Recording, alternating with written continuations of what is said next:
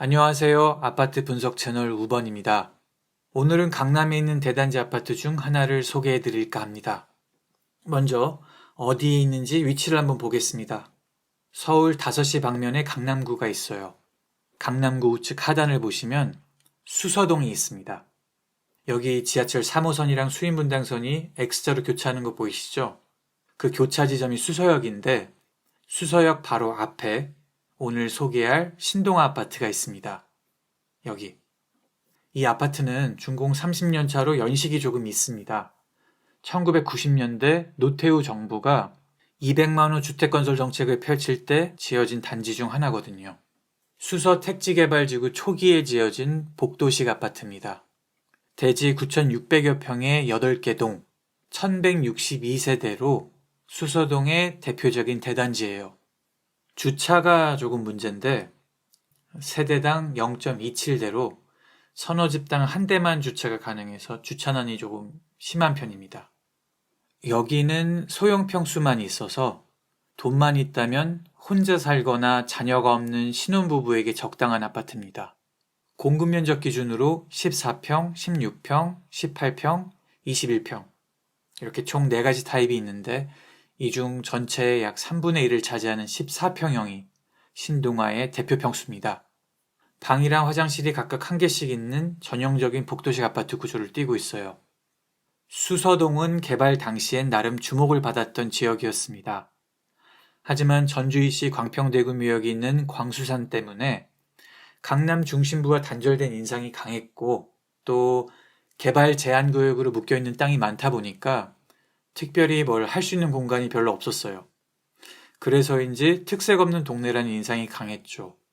근데 최근 수서역을 중심으로 빠르게 번화하면서 입지를 굳히고 있습니다.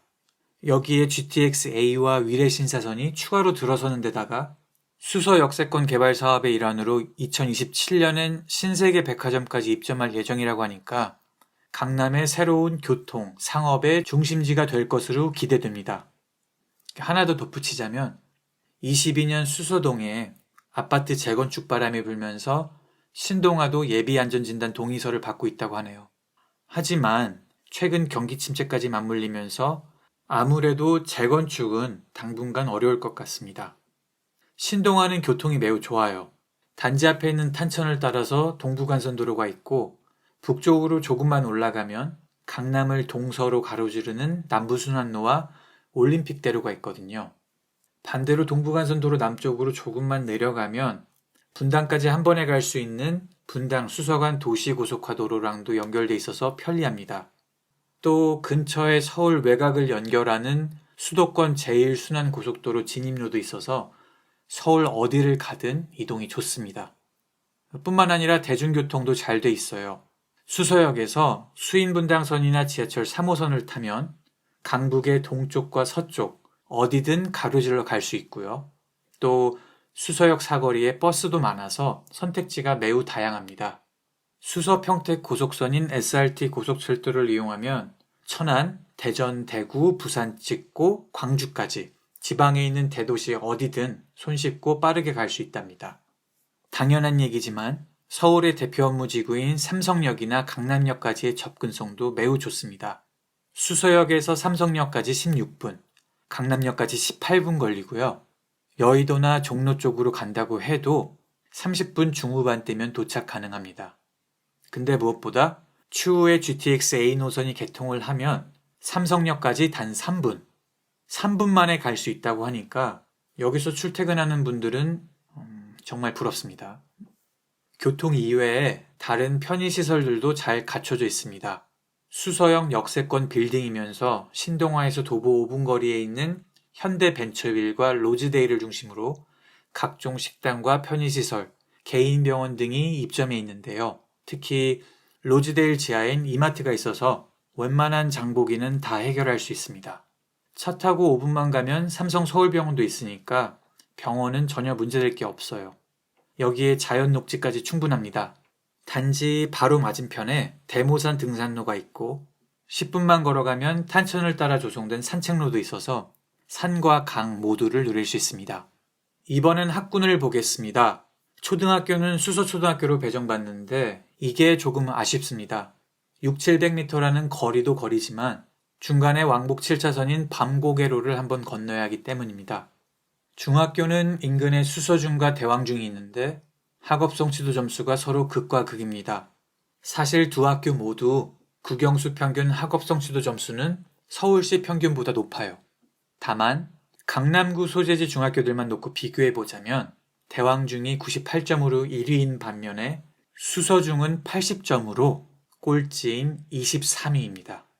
고등학교는 서울 세종고, 중산고, 풍문고 등이 있는데 이 중 중산고가 학업 성취도 점수 91점으로 서울시와 강남구 평균보다 높습니다.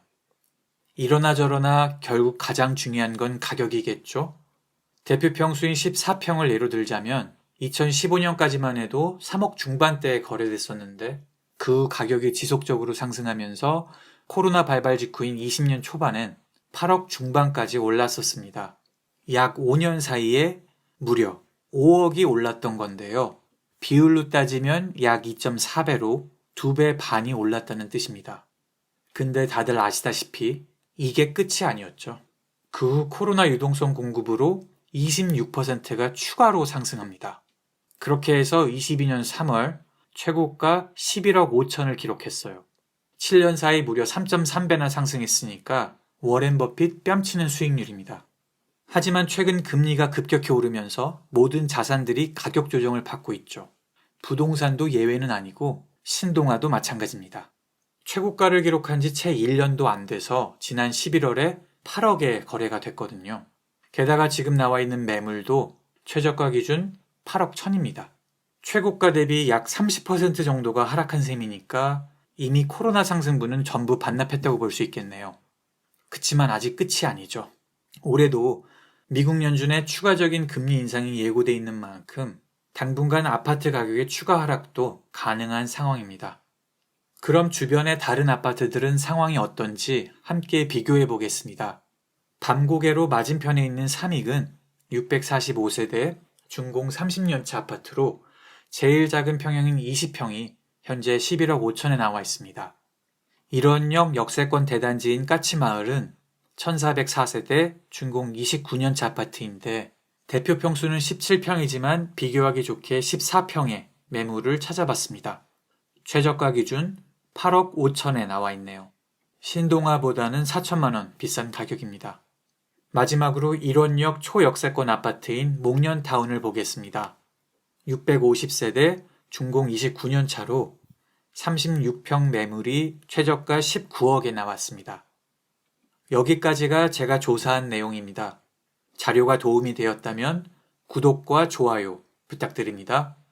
감사합니다.